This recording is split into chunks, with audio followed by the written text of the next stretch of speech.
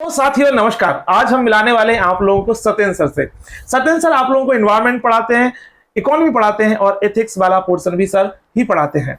अब ऐसी स्थिति में आप टीचिंग वाला पक्ष तो सर का जानते हैं, लेकिन आज हम दूसरे मूड में हैं, यानी आज हम पूछना चाहते हैं सर का स्टूडेंट वाला पक्ष। किस तरीके से सर ने तैयारी की, किस तरीके से सर ने मेंस दिया, किस तरीके से इंटरव्यू दिया और प्रीलिम में किन बातों का ध्यान रखना होता है, इन सब पहलुओं पे हम बात करने वाले हैं। तो सर सबसे पहले तो आपका स्वागत है।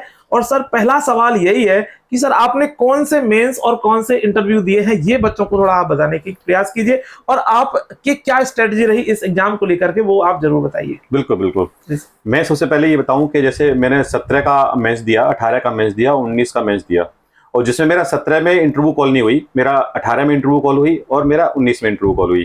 तो ये मैंने लगातार मेरा जो दौर रहा है एग्जाम का, ये रहा है। फिर जो सबसे बड़ी बात जो सर ने पूछा है कि आपकी स्ट्रेटजी क्या रही, रणनीति क्या रही, मुझे लगता है ये बहुत अहम क्वेश्चन है सर जो आपने पूछा ना, क्योंकि कभी कभी हम लोग पढ़ाई के पीछे दौड़ते रहते हैं, लेकिन हमें एक हमारी जो रणनीति होती है उस पर हम लोग वर्क नहीं करते। और जैसा कि सब लोगों को पता है 14 तारीख को हमारा 14 मई को एग्जाम है, तो बच्चों को कहीं ना कहीं अभी इतना पर्याप्त टाइम है कि वो लोग अपनी रणनीति आज से ही बना लें, तो उन्हें इस चीज में सफलता मिल सकती है। मतलब पीटी आराम से क्वालिफाई हो सकता है जी। और तो उसमें मैं क्या करता था कि जैसे मेरे जो भी प्रीलिम्स होते थे, जो भी यूपीपीसीएस के आयोग के हों, लोअर के हों या आरओ हो, मेरा प्रीलिम्स कभी नहीं रुका। उससे पहले रुकते थे, तो मैंने कुछ स्ट्रेटजी बदली। तो जैसे कि मेरे कुछ साथी थे जो सिलेक्टेड हैं, कुछ लोग यूपीएससी में भी, कुछ यूपीपीसीएस में, तो उनसे जब बात होती थी तो मुझे कुछ चीजें पता चली जो मैं बहुत गलती कर रहा था। तो इस रणनीति को सर मैंने 2 भागों में बांटा था। एक भाग मेरा था रणनीति का कि मुझे पढ़ना क्या क्या है, और दूसरा मेरा भाग था जो मैं गलतियां कौन कौन सी करता था। कुछ लोग, जैसे मैंने बच्चों को बताया भी अपने हमारे चैनल पे, हमारा एक एग्जाम दृष्टि पे वीडियो भी है, मैंने काफी एनालिसिस करके बताया कि आप बिना पढ़े सिर्फ अपनी गलतियों को कम कर लें, ठीक है, उसी से आप 10 से 15 मार्क्स को बढ़ा सकते हैं, जो आपको बहुत अहम रोल अदा कर सकता है आपके सिलेक्शन में। तो पहले मैं पढ़ाई के दूसरे पक्ष पे बात करता हूँ, पढ़ाई के अलावा, कि जैसे क्या गलती होती है कि हम लोग क्या करते हैं कि हम लोग नेगेटिव मार्किंग का ध्यान नहीं रखते हैं। हमें मन करता है हम उतने क्वेश्चन अटेम्प्ट करते हैं, क्योंकि हमने उससे पहले ना तो टेस्ट सीरीज लगाई होती है, ना हमने कोई प्रैक्टिस की होती है, तो हमें आइडिया ही नहीं होता कि हमारी एक्यूरेसी कितनी है। तो पहला काम तो हमें ये करना है कि हमें अंधाधुंध ऐसी ही मार्किंग नहीं करनी है, ओएमआर में ऐसे गोले नहीं भरने हैं। हमें ये पता होना चाहिए कि हम 130 अटेम्प्ट कर रहे हैं, तो हमारे कितने गलत होंगे, तो हम कितने पे जाके हमारा क्वालिफाई हो सकता है। दूसरा जो सबसे बड़ा डर होता है बच्चों के, क्वेश्चन अटेम्प्ट कितने करें। कुछ लोग तो इतने कम अटेम्प्ट कर देते हैं, जैसे मान लो कुछ बच्चे हैं 100 ही अटेम्प्ट कर दिए उन्होंने, और जब 100 अटेम्प्ट करेंगे तो आपके 10 से 15 तो वैसे ही गलत होने हैं, ये जाहिर सी बात है, ये हमारी ह्यूमन एरर होती है, तो आप वैसे ही आउट ऑफ रेस हो गए, ठीक है। तो एक तो ये गलती है। तीसरी गलती क्या होती है कि हम लोग ओएमआर सीट में जो हमने टिक कुछ किया होता है और बबल्स कुछ भर देते हैं सर, 1-2 नंबर का यहाँ से भी अंतर पड़ता है। तो मेरे साथ तो बहुत होता था। बिल्कुल सर, आप देखिए उन बच्चों से पूछ के देखिए जिनका 1 मार्क्स से रुकता है, वो सिर्फ इसी वजह से रुका हो। तीसरी गलती क्या, चौथी गलती क्या होती है कि हम एग्जाम हॉल में बैठे होते, हमारा मन कर रहा है तो हम टिक मार दिए, नहीं मेरा दिल कर रहा है, लेकिन हमको आपको आंसर नहीं पता, तो आपको जिसके बारे में लैक ऑफ नॉलेज है आप उसको न करें। चौथा, या उसको हम बोलेंगे ओवर कॉन्फिडेंस। हमें ओवर कॉन्फिडेंस है तो हम जल्दी में बिना पढ़े, कुछ ऐसे इजी क्वेश्चन होते हैं लेकिन उन्होंने पूरा नहीं पढ़ा होता है, लेकिन एग्जामिनर ने थोड़ा सा टर्न किया होता है उसमें, और हम लोग उसको टिक कर देते हैं। तो पहली गलतियां तो आप ये न करें जिसका आपको एकदम फायदा मिलने वाला है, 100% फायदा मिलने वाला है। दूसरा जो मेरा रणनीति का बिंदु था सर, वो था कि मैं ऐसे सारे सब्जेक्ट हैं, हमारे पास कई सारे सब्जेक्ट होते हैं, हम ऐसे कौन से सब्जेक्ट सिलेक्ट कर रहे हैं, या पीसीएस ऐसे कौन से सब्जेक्ट से सबसे ज्यादा क्वेश्चन आ रहे हैं हमारे विगत वर्षों में, तो हमें उनको ध्यान में रखना चाहिए। तो जैसे उसमें मैंने प्रायोरिटी में रखा, जैसे current affair sir, current affair में क्या होता है सर, 30 से 35 प्रश्न हमेशा आ रहे हैं, और 30 से 35 प्रश्न आपके सिलेक्शन का डिसाइडिंग फैक्टर है। यदि आप करंट छोड़ के, यदि आप डिसाइड कर लो करंट नहीं पढ़ना है, तो आपको सिलेक्शन बहुत मुश्किल हो जाएगा, क्योंकि तो करंट अफेयर में आपको बहुत मेहनत करनी पड़ेगी और पढ़ना भी है। और आपके जितने भी सोर्स हैं, जैसे कि अभी हम लोग एग्जाम दृष्टि पे हमारा करंट अफेयर की क्लासेज एकदम पूरी चल रही है, एकदम अच्छे से चल रही है, और सारे सोर्सेस को हम लेके चल रहे हैं। तो पहला तो सर एक बहुत अहम बिंदु है। दूसरा बिंदु है आपका साइंस में आपके 25 से 28 प्रश्न आते हैं एवरेज, और साइंस एक ऐसा सब्जेक्ट है, एक स्टैटिक सब्जेक्ट है, जहां आपको बहुत ज्यादा मेहनत करने की जरूरत नहीं है। यदि आप प्रीवियस ईयर भी लगा लोगे, यदि आप थोड़ा सा अच्छे से पढ़ लोगे, तो आप आराम से कर सकते हो। और तीसरा हमारा सब्जेक्ट था जिसमें था एनवायरमेंट का मैंने आपको एनालिसिस भी डाला हुआ है, मैंने पिछले 5 वर्षों के क्वेश्चन भी आपको बताए हुए हैं कि सर हर साल कम से कम 18 से 22 प्रश्न आ रहे हैं, यदि हम करंट को ऐड कर ले तो 25 भी ऊपर चले जाएंगे वो। और ये एक ऐसा सब्जेक्ट है जो बहुत कम समय में और कम मेहनत में आप आराम से कर सकते हो, और क्योंकि ये बहुत ही पीसीएस की जो रणनीति है, ठीक है, वो यूपीएससी से बहुत चलता है, वो बहुत सामान्य प्रश्न पूछती है। आपसे पूछिए एनवायरमेंट क्या होता है, ठीक है, इकोटोन क्या होता है, नीके क्या होता है, यदि आपको डेफिनेशन भी पता है तब भी आप सही करके आ जाओगे। तो एक तो एनवायरमेंट हो गया, फिर आपका पॉलिटी, ठीक है। तो ये 4 सब्जेक्ट हैं जहां से आप, मैं बता रहा हूं कि 100 से ऊपर प्लस आराम से सही कर सकते हो सिर्फ इन 4 को पढ़ करके। जी सर। बाकी बचे हिस्ट्री, ज्योग्राफी, इकोनॉमी या और भी जो सब्जेक्ट हैं, अन्य जो भी हैं, आप उनको भी पढ़ें, ऐसा नहीं उनको छोड़ देना है। उनको भी आप करोगे तो उनमें वो अटेम्प्ट करो जिसमें आप 100% हो। तो आप सेलेक्टिव स्टडी, सेलेक्टिव टॉपिक। जैसे सर मैं देखता हूँ कि एनसीएंट में 2-3 टॉपिक, जैन हो गया, बुद्ध हो गया, यहाँ सवाल आते हैं। बिल्कुल सर। तो वो सेलेक्टिव टॉपिक पढ़ के भी काम हो सकता है ना। तो आप समझ रहे हैं कि प्रीलिम के लिए किन टॉपिक्स, किन सब्जेक्ट का ध्यान रखना है। अभी हमारे पास लगभग 30-35 दिन बचे हुए हैं इस एग्जाम के लिए, और यदि हमने उन सब्जेक्ट पे जोर दे देते हैं, अच्छे से ध्यान दे देते हैं सर ने जो बताए हुए हैं, तो प्रीलिम तो नहीं रुकेगा। और कैसे पता चल रहा है? सर ने खुद किया है ऐसा। सर मैं अभी आपको अपनी एक छोटी सी स्टोरी में आपको शेयर करना चाहूंगा। जब मैंने 18 का इंटरव्यू दिया सर, तो 18 के इंटरव्यू से पहले मेरे पिताजी का ब्रेन हेमरेज हुआ, तो मैं लगभग 2 महीने हॉस्पिटल में रहा था। जब मेरे पास मात्र 15 या 16 दिन बचे हुए थे, तब मेरा पीटी आ गया था, मैंने फॉर्म भर दिया था। तो मुझे अचानक फिर मैंने सोचा कि अब मैं एग्जाम देता हूं। तो मैं सिर्फ सर 16 दिन पहले मैं आया दिल्ली घर से, और मेरे साथ 16 दिन के अंदर तैयारी करके मैंने पीटी क्वालिफाई करा था। तो मैं बच्चों से यही कहना चाहूंगा कि जिन बच्चों को भी डर लग रहा है, ठीक है, वो सोच रहे हैं सर अब 1 महीना तैयारी, कुछ नहीं, आपको हमेशा लगेगा। मैं इस बात की गारंटी दे रहा हूं, कितना भी पढ़ लो, आप ये कॉन्फिडेंस आपके अंदर आ ही नहीं सकता कि मेरी पूरी तैयारी है। आपको इतनी ही तैयारी में एग्जाम देना है, लेकिन अपने ऊपर विश्वास रखना है। जब मैं 16 दिन में कर सकता हूं, 15 दिन में कर सकता हूं, तो आप, मैं बता रहा हूं, आप 10 दिन में भी कर सकते हो। दुनिया में कुछ भी इंपॉसिबल नहीं है, सब कुछ पॉसिबल है, बशर्ते बस आपका जुनून होना चाहिए और आपके अंदर दृढ़ निश्चय होना चाहिए। तो ये सर अभी भी पर्याप्त टाइम है बच्चों के पास। अभी तो आपके पास लगभग 35-40 दिन है।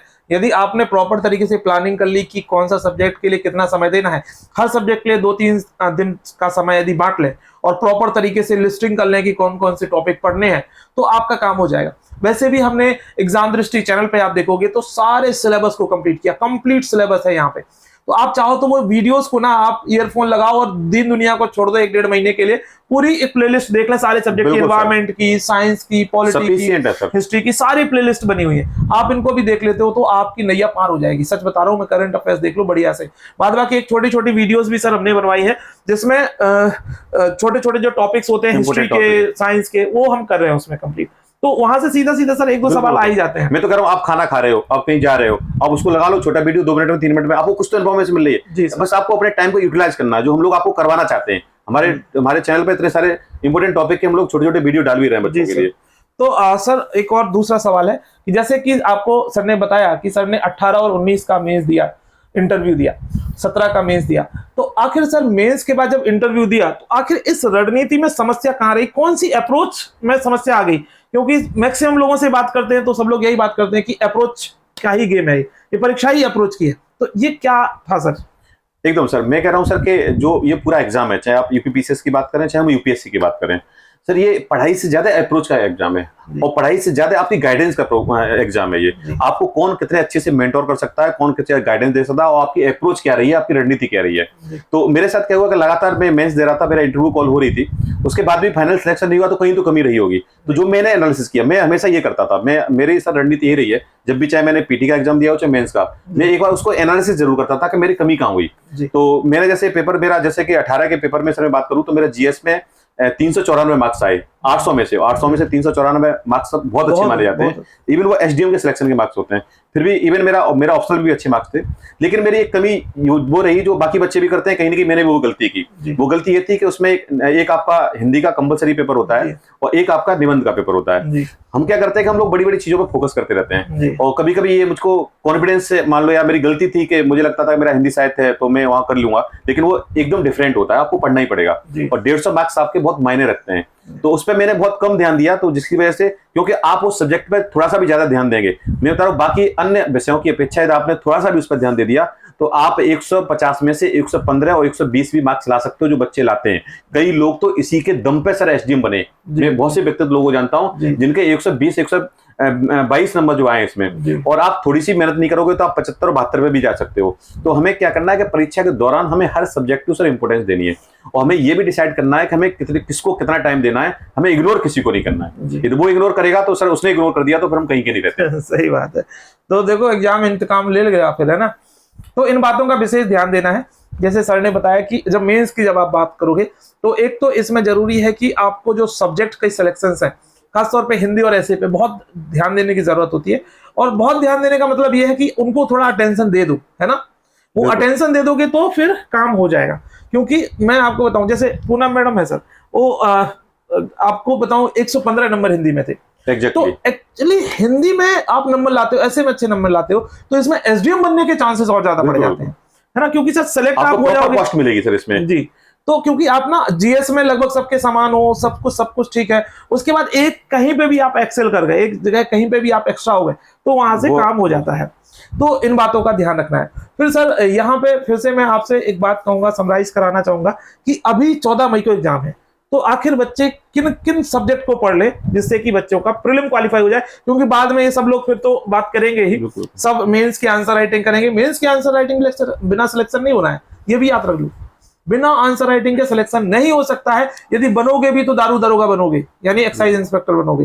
तो ऐसी स्थिति में जरूरी है कि आप, और वो भी बहुत, उसके लिए भी बहुत एक्चुअली कंपटीशन हो गया, लिस्ट में आना ही बहुत बड़ी बात हो गई इस समय पे। तो इसीलिए आपको जरूरी है कि एक प्रॉपर तरीके से स्ट्रेटजी के साथ आओ और मेंस की आंसर राइटिंग करो। तो सब प्रीलिम के लिए क्या करना है सर? जैसे कि मैंने अभी आपको बताया कि अभी मैं, जैसे बच्चों को भी डर भी लग रहा होगा, कुछ बच्चे ऐसे होंगे कि अभी 1 महीना बचा हुआ है या 35 दिन बचे हुए हैं, क्या करें, पता नहीं होगा कि नहीं होगा। ये बहुत सारे बच्चों के डर आता है। और मैं तो कहता हूं कि एग्जाम से पहले यदि आपको डर लग रहा है, यदि आप एग्जाम से पहले से आप डर रहे हो, तो ये आप बहुत अच्छी स्थिति में हो, आप गलत स्थिति में नहीं हो। डर उनको, उनकी समस्या है सर जिनको डर ही नहीं लगता, तो उनको मतलब ही नहीं है, पास होंगे तो ठीक है, क्योंकि वो इतना सीरियसली ले ही नहीं रहा एग्जाम को। वही व्यक्ति डरेगा जो एग्जाम को सीरियसली ले रहा होगा और जो सीरियस होगा, जिसको सिलेक्शन चाहिए। तो मैं अभी बता दूं कि आप पहले तो आपके पास पर्याप्त टाइम है। जिन लोगों ने अभी तक कुछ भी नहीं पढ़ा, जो लोग ये सोच रहे हैं कि पता नहीं क्या होगा, यदि वो भाई हमारी जो प्लेलिस्ट है जो आपने बताया उसको देख लें, बाकी जो प्रैक्टिस कर लें। और जो मैं आपको रणनीति बता रहा हूँ कि आप अभी जो कुछ अपने 2 ग्रुप में अपने सब्जेक्ट को बांट लो कि प्रायोरिटी में हमें ये रखना है, इनको तो मैं 4 बार रिवाइज करना ही करना है, और बाकी जो सब्जेक्ट है उनको हमें टाइम मिलेगा तो देखेंगे, लेकिन देखेंगे जरूर, उसको इग्नोर नहीं करेंगे। तो अभी जैसे मैंने बताया सर, जैसे करंट अफेयर हो गया, आपका साइंस हो गया, एनवायरमेंट हो गया, पॉलिटी हो गया, और बाकी यूपी स्पेशल भी आपको देख के जाना है, ध्यान रखना है इस बात का। यूपी स्पेशल को भी जनसंख्या, नगरीकरण, ये छोटे छोटे यहाँ से 2-4 प्रश्न आ ही जाते हैं, ये बहुत छोटे छोटे हैं, 1 घंटे 2 घंटे में लोग पढ़ लेते हैं। हाँ, कभी कभी जैसे मैं तो क्या करता था, जैसे मैं गया तो मैं जनसंख्या, नगरीकरण और यूपी स्पेशल में सिर्फ एग्जाम सेंटर पे 2 घंटे पहले पढ़ता था। सही बात है, मैं वहीं पे पढ़ता था और मुझे याद भी रहता था। फैक्चुअल डाटा लास्ट में रहता है, तो बढ़िया रहता है, कौन सा जिले में जनसंख्या ज्यादा है, तो ये फैक्चुअल डेटा आपको ना वहीं पे, मुझे आप लोगों को देखिए, ये भी रणनीति का ही पार्ट है कि आपको कौन सा सब्जेक्ट कब पढ़ना है। आप 10 दिन पहले पढ़ लोगे, भूल जाओगे, तो आपको ऐसे ही करना। तो मैं यही करता था, और ये कहीं ना कहीं बच्चों को हेल्पफुल भी होगा। और हाँ, और सर जैसे मैं देखता हूँ मार्केट में जनरली बोलते हैं कि नहीं 2 दिन पहले पढ़ाई छोड़ दो, ये सब मत करना, बिल्कुल नहीं, लास्ट टाइम तक, लास्ट मोमेंट तक पढ़ते हैं हम लोग। तो सर ग्रुप में एग्जाम देने जाते थे, हमारे साथ के बाकी लोग सिलेक्टेड हैं, तो सर उनसे मैंने ये सीखा। हम लोग बैठे आराम से सो रहे हैं, वो नहीं, रात में सुबह 4 बजे उठ गए सर, वो कहीं जैसे आपका सेंटर पड़ा है, और 4 बजे सब लोग ग्रुप स्टडी करके करंट अफेयर ही पूछ रहे हैं 3 घंटे, आपने क्या पढ़ा। तो उससे सर बहुत फायदा मिलता है। तो आप लोग भी देखिए, हर आपको सिलेक्शन लेना है, साम दाम दंड भेद, आपको किसी भी तरीके से चूकना नहीं है, हर तरीके से, शर्म नहीं है इसमें। आप सेंटर पढ़ो जाके, क्या दिक्कत है, आप अपना लेके जाओ खाने के लिए कुछ चीज छोटी सी, बाहर मत खाओ कुछ भी, ठीक है। इस बात का ध्यान रखना है। कभी कभी बहुत से बच्चों के साथ क्या हुआ है सर कि बच्चे सर मई का महीना, जून के महीने में सर एग्जाम होते हैं, गर्मी बहुत पड़ रही होती है, बच्चों ने क्या किया, कुछ ऐसा खा के चले गए, उनका पेट खराब हो गया, सीसेट में चले गए, तकलीफ हो गई, कोई और दिक्कत हो गई।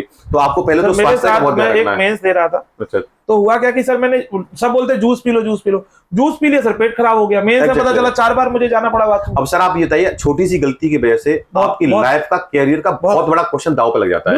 आप या तो 1 साल के लिए गए, 1 साल फिर मेहनत करोगे, ठीक है, हो सकता है उसी साल आप सिलेक्ट हो जाते हैं। ये सर बहुत छोटी छोटी चीजें हैं जो हमें अपने बच्चों को बतानी चाहिए कि हमारी पढ़ाई तो एक अलग मैटर है, वो एक अलग चीज है, लेकिन उससे छोटी छोटी चीज होती है जिनको ध्यान रखना चाहिए। आप सेंटर पर जाओ, अलग से किसी कोने में बैठ जाओ, किसी से बात मत करो। वहां पे बहुत से लोग ऐसे मिलेंगे जो आपको बोलेंगे इस बार कट ऑफ ये जाएगी, वो जाएगी, ध्यान ही नहीं देना आपको। सिर्फ आपको पढ़ना है, अच्छे से आपको एग्जाम देना है, शांति से, फिर सीसेट में 2 घंटे फिर आपको पुराने साल के पेपर देख लेने। तो ये सर बच्चों को रणनीति करनी चाहिए, मुझे लगता है कि 200% आपको फायदा मिलेगा।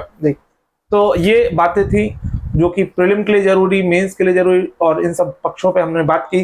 सत्येंद्र सर ने अपनी बात को रखा, और इसी तरीके से यदि आप इस बार सिलेक्शन लेना चाहते हो तो प्लीज कम से कम वो सब्जेक्ट जरूर पढ़ लें जो सर ने बताए हैं, है ना। उन सब्जेक्ट को अच्छे से कवर कर लें, पढ़ लें, और नोट्स बना लें, और हैंडी नोट्स हो 2 पेज में, 4 पेज में, 5 पेज में, जिससे कि आप इजीली उनको रिवाइज कर सकें। अभी समय है, 30-35 दिन का समय है, इतने समय में बड़े आसानी से हम सिलेक्शन ले सकते हैं।